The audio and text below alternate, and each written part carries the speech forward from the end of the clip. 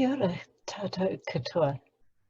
It's lovely to be here presenting at this spotlight panel on access and empowerment with these esteemed colleagues.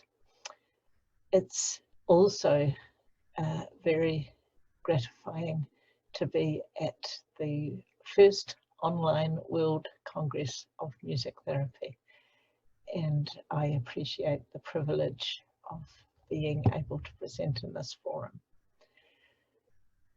My contribution is going to be to talk about the relevance of music therapy for children with disabilities in the context of inclusive education. I'm going to begin by telling you a little bit about myself so you have a context for what I'm going to say. Then I'm going to talk about the journey I've experienced as New Zealand has moved from systems of special education to mainstreaming and more latterly to inclusion. I'm going to talk about some of the difficulties associated with these systems and how they relate to the practice of music therapy and some possibilities moving forward. So, who am I? I acknowledge that my contribution will be influenced by my privileged position as an older, white, heterosexual, mostly able-bodied woman living in a beautiful first world country who has, at least at the time I prepared this presentation, a full-time position in academia. It will be also influenced by my work as a music therapist in special schools and units in New Zealand, my work with music therapy students in schools in New Zealand, and my experiences as a mother, grandmother, and aunt of children living with disabilities. I also acknowledge that inclusive education isn't just about children with disabilities. It's about respecting and including all children with their diverse bodies, genders, sexualities, languages, and other cultural indicators. However, it's from the disability stance, and predominantly the Australasian stance, that I offer some thoughts that I believe will inform and resonate with others. Diversity is a natural phenomenon which should be accepted, respected, and celebrated. Yet people with disabilities, who make up 10 to 15% of the developed world's population, continue to be marginalised and exposed as vulnerable due to society's tendency to focus on their disabilities rather than their unique abilities and traits. The United Nations Convention on the Rights of Persons with Disabilities in 2008 prompted legislations and policy frameworks at local, national, and global levels which aim to promote and protect the full participation of people with disabilities in their communities. Policymakers and educators globally are now explicitly striving to make schools accessible and accepting of all children and young people. There's now international recognition that every person has the right to be educated, to be involved in cultural and leisure activities, and to develop their talents. However, the gap between legislation and implementation remains wide as people with disabilities strive for independence and meaningful participation in all aspects of life. For example, since the late 1980s, children with disabilities in many parts of the world have been granted access to mainstream schools. This has enabled them to be present at their local schools with typically developing peers. This, however, has not necessarily provided them with typical experiences. The philosophy of mainstreaming remains underpinned by the medical model of disability, which suggests children with disabilities have individual problems which need to be fixed. So children are regularly removed from classrooms for individual teaching, often delivered by teachers' aides, and for various forms of therapy, including music therapy. They remain immersed in language and processes such as testing, diagnosis, treatment, intervention, and remediation. And this is still an exclusive way of thinking and working. The more recent emergence of inclusive education involves redefining the purpose of education, and it demands a transformation of schools. Educators are challenged to adapt, modify, or develop curriculums and assessment regimes to ensure they're accessible to all children, including those with disabilities. The goal is to provide rich learning opportunities for all learners, grounded in values of equity, participation, community, sustainability, and respect for diversity, and ultimately to ensure that all children and staff have good social and emotional health, and the community has an overall sense of well-being. In New Zealand, we're reportedly doing well in this regard, with several commentators suggesting that we have one of the most inclusive education systems in the world. There are many schools in New Zealand where all children, including those with significant disabilities, are fully engaged with the curriculum and other school activities. At a recent conference in New Zealand, young people with disabilities described some of the rich opportunities that they were being afforded in their local schools, including taking international trips and participating in school productions. Importantly, they also said that they were taking part in daily life with their peers, making good friends, and that they had developed good relationships with teachers. However, they also reported that there are times when they have not been consulted or have been excluded, and this is backed up by recent data from the Ministry of Education, which suggests that many children and their families still feel unsupported and unwelcome at their local school. Some schools still advise parents of disabled children that their child would be better off elsewhere, or they will not enroll disabled children who don't bring additional funding, or they might suggest that they can only attend part-time. Many teachers misunderstand and remain apprehensive about inclusive education because they see it as an ideological rather than a practical idea. If they don't have the necessary knowledge and skills to meet the needs of diverse students, they're likely to lack confidence, to seek alternative placements outside the classroom, or to pass responsibility for disabled students onto teachers' aides or therapists. Further, there's often the expectation in schools that teachers and therapists will embrace the prevailing ethos of the school and learn from more experienced staff. This passing the baton approach means everyone is acculturated to existing processes.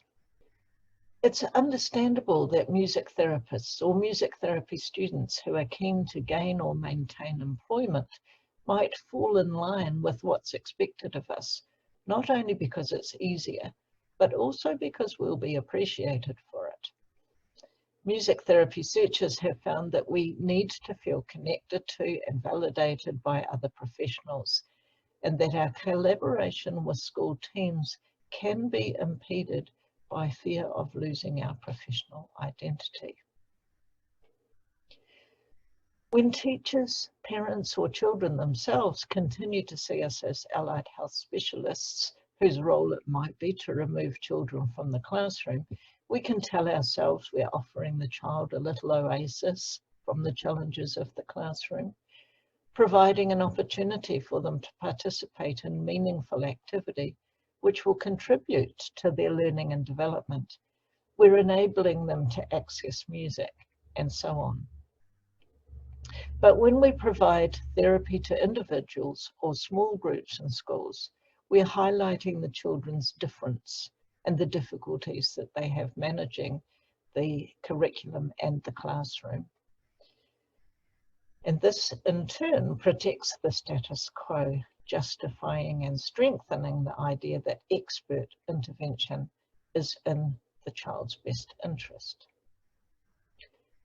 Another reason to protect the status quo is that special education systems might be easier for us to engage with professionally and fiscally.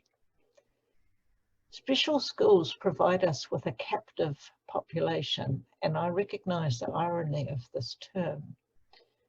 Special schools in New Zealand, at least, typically manage their own funding, and this means that they have more opportunity to directly employ music therapists to be part of their allied health teams. Inclusive schools do not, and philosophically should not, have funding for children with special needs. When resources are scarce, people tend to protect their status and the material advantage they have over others. So as music therapists, we need to be aware of the possibility that we desire to maintain the status quo because it gives us professional and personal security. So, what is the relevance of music therapy in inclusive education contexts? Criticism of the professional discourse and the withdrawal approach doesn't mean that professionals are not needed in schools, and it's not meant to suggest that children don't ever need medical care and support. But it does challenge us to think about how, when, and why we might provide music therapy support. Inclusion is about children developing a sense of belonging and having equal opportunities to participate in school activities. So supporting teachers to understand and experience genuinely inclusive activities is a good place to start. Music provides children with disabilities opportunities to engage in activities that are meaningful and purposeful and can facilitate their happiness, connectedness, and creativity. A cyclic process can result with music leading to the development of positive relationships with peers and teachers, which in turn results in children experiencing support and acceptance and feeling connected to school. So music and communities are therefore likely to be more inclusive communities. And when children with disabilities are fully included, their peers learn about how different individuals make their way in the world, and teachers learn new skills which are useful for all children. Despite the challenges, many teachers and therapists do wish to work in mutually empowering ways with learners. In our book, Creating Cultures of Music in Schools, Katrina McFerrin and I have described ways of working in schools that embrace the values of mutuality, empowerment, respect, and commitment. And we provide what we hope is a practical model for building more inclusive and empowering music cultures in schools. We like the idea that music therapists can employ resource-oriented and participatory approaches to enhance the well-being of children and staff generally. And we advocate for music therapists to collaborate with all willing participants in schools, including school leaders, teachers, as well as students, to empower them to develop inclusive and sustainable music programs. Since we released our book, there seems to have been a gradual increase in publications describing music therapists working collaboratively within classrooms or with whole school communities.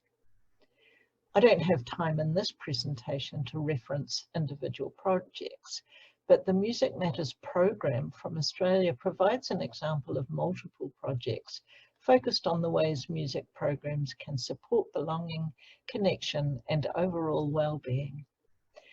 An important finding from these multiple projects was the fostering of new forms of relationships between different members of the school community, including school leaders seeing troubled students differently, peers being more inclusive, and teachers discovering new talents in students that they had known for some time.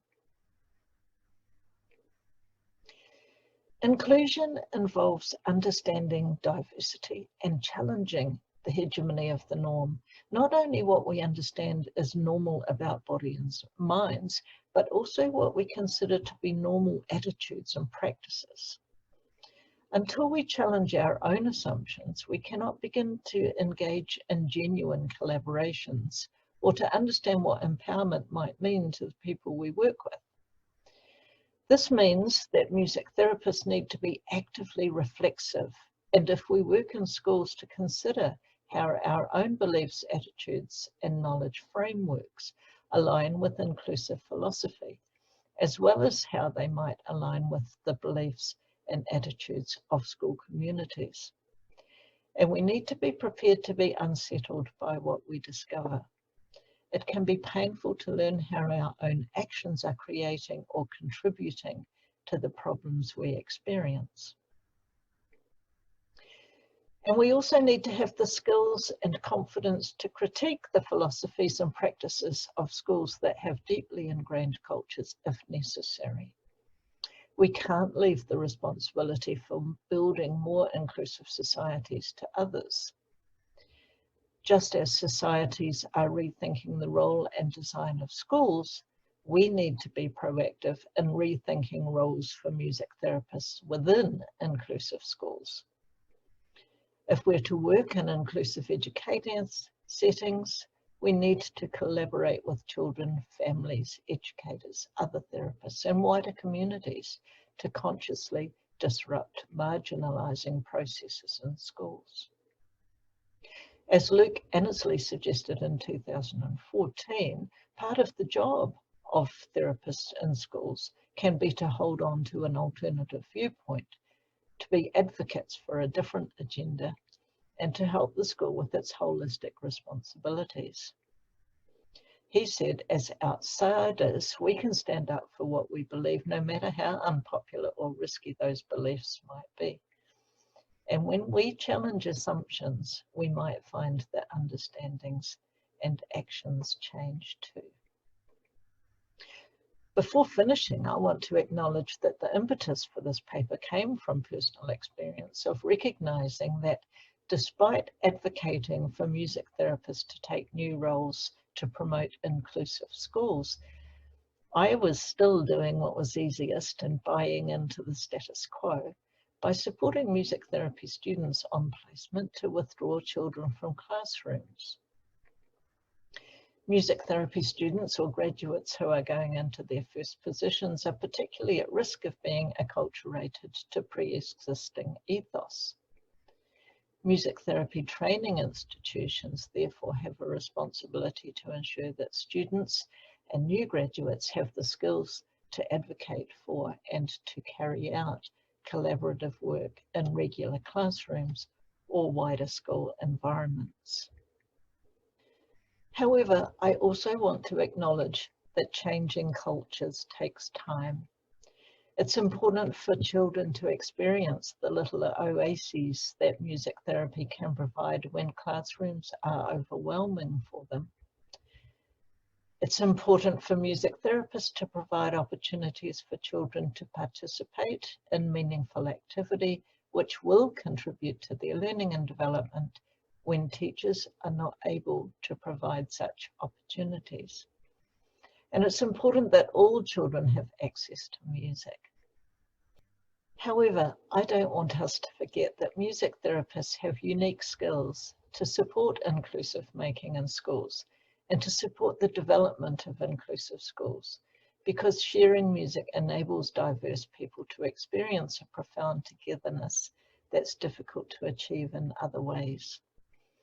I therefore value all the small steps we're taking towards inclusive music making in schools, because we're gradually contributing to alternative regimes of truth that will lead to more inclusive practices and policies across the board. My final thought is that access is fundamental to participation.